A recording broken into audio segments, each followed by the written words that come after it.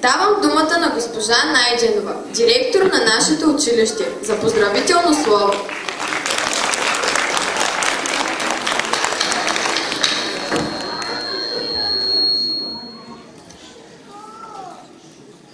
Добър ден и честит празник на всички. Най-напред ще прочета приветственото слово на началника на регионален инспекторат град Русе. Уважаеми директори, уважаеми учители, уважаеми деца и ученици! 24 май е един от най-значимите български празници, символ на достоинство, традиции и духовност, на който отново отдаваме почет на великото дело на светите братя Кирил и Методий. Създаването на българо-славянската азбука е едно от най-забележителните събития в историята на човешката култура. Да е честит празникът на всички просветители. Да си учител днес е признание, което идва с предизвикателството да предадеш знанието на новите поколения. Да е честит празникът на всички деца и ученици. Българското слово е свещено, то ни обединява и ни дава възможност да бъдем част от света. 24 май е празник на духовността, на културата, на науката, на хората, които възпитават в родолюбие поколения след нас. Честит празник! Димитър Райнов, началник на регионален инспекторат по образование, град Русе.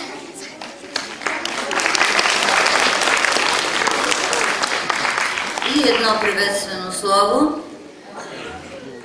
от един народен представител, Република България, Народно събрание, до ръководството, учениците и преподавателите на основно училище Отец Паисий, град Мартен. Уважаема госпожо директор, уважаеми ученици, преподаватели и родители!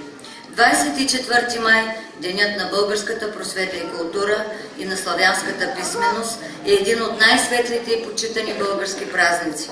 Празник на духовното извисяване, на стремежа за усъвършенстване чрез постиженията в образованието и културата.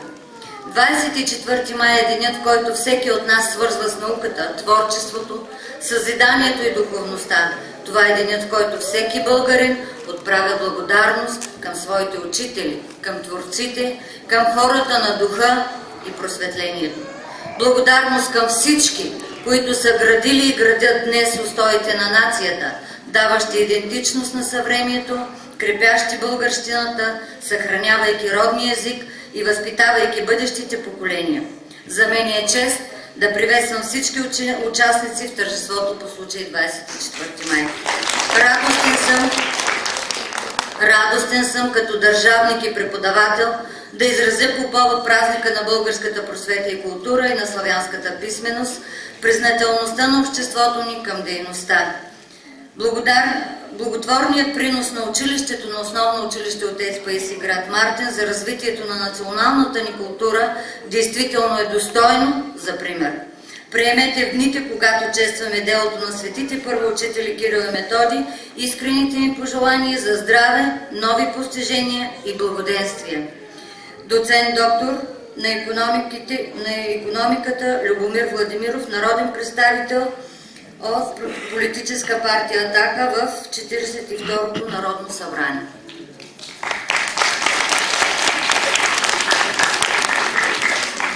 Скъпи учители, ученици, уважаеми родители и гости!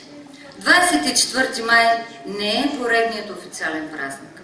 Това е денят, в който всеки българин може да изрече високо и ясно, че е потомък на нация, заемаща основно място в историята на Европа. 24 май е символ на достоинство, традиция и духовност.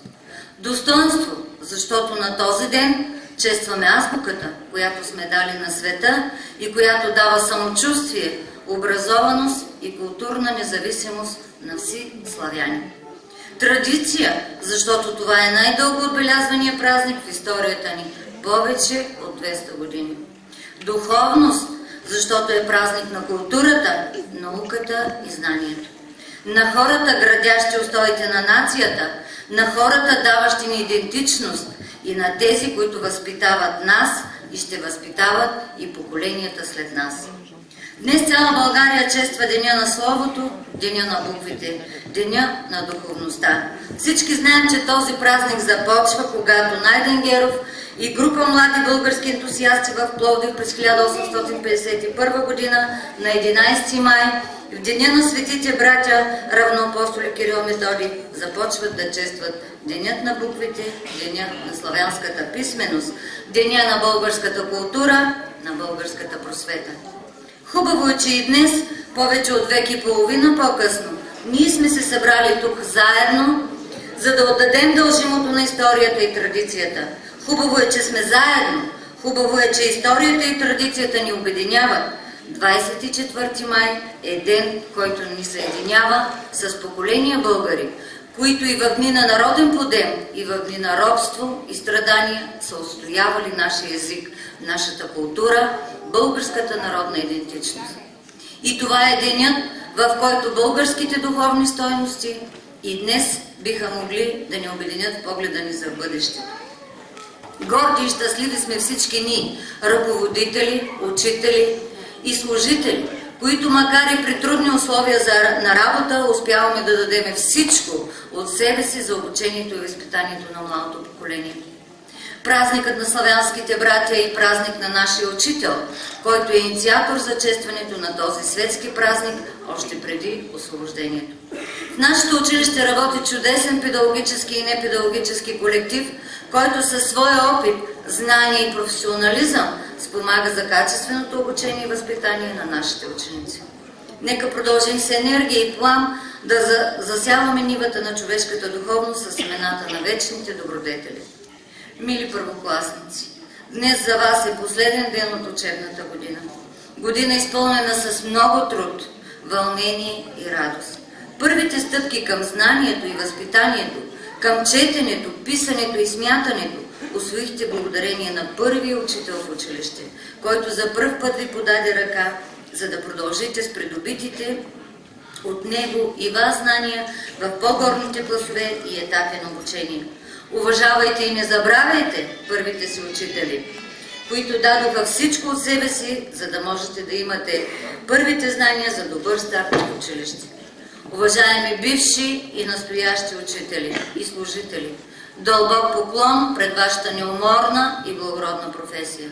Гордейте се, че сте истински българи, с истинско българско сърце, раздаващи знания и обич на най-милите и обичани от нас децата на България. Днес е отново 24 май. Нека на този ден отново изразим любовта си към нашите деца, признателността към нашите учители, към техните учители, към всички онези, които бавно, внимателно и с много обич ни водят по пътя на израстването, по пътя на знанието и по пътя на зрелостта. Нека на всички да ни е честит 24 май.